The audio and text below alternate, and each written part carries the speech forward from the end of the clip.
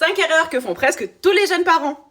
Première erreur, ça va être tout simplement de croire que ton bébé va tomber malade par les pieds. Non, il ne tombe pas malade, n'attrape pas la grippe, n'attrape pas certaines choses par les pieds.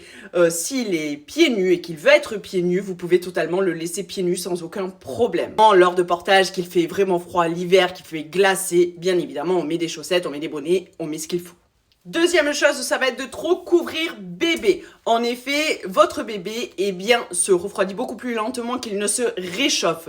Donc, à partir de ce moment-là, il y a des risques de surchauffe. À savoir que le risque de surchauffe, si bébé surchauffe, c'est un risque de mort inattendue du nourrisson.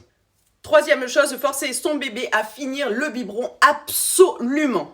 À savoir que votre bébé est totalement capable de réguler sa faim, sauf vraiment cas particulier, si suivi médical, etc.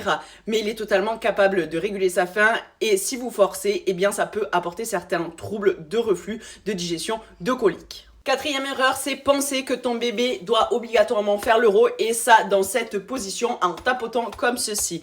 Non, il y a plein d'autres positions pour faire l'euro à bébé s'il n'y arrive pas comme ça. Et en plus de ça, l'euro n'est pas forcément obligatoire et tous les bébés n'en ont pas besoin, surtout chez les bébés allaités. Cinquième chose, c'est croire qu'il faut absolument le silence total pour que ton bébé dorme. Eh bien non, il faut savoir qu'il y a certains bruits qui vont même d'ailleurs les endormir, comme l'aspirateur, des choses comme ça. À savoir que votre bébé a passé 9 mois dans votre corps, donc il a eu tous les bruits de votre gargouille, de votre cœur, de votre respiration. Tout ça, il a vécu avec. Donc ce sont des bruits rassurants pour lui. Très importante, ne vous comparez pas. Chaque bébé est différent, chaque parent est différent, chaque vie est différente.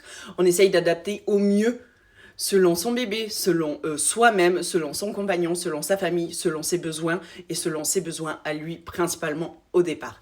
En tout cas, n'hésite pas à mettre en favori cette petite vidéo pour pas oublier tout ça et n'hésite pas à partager à de jeunes et de futurs parents qui en auraient besoin.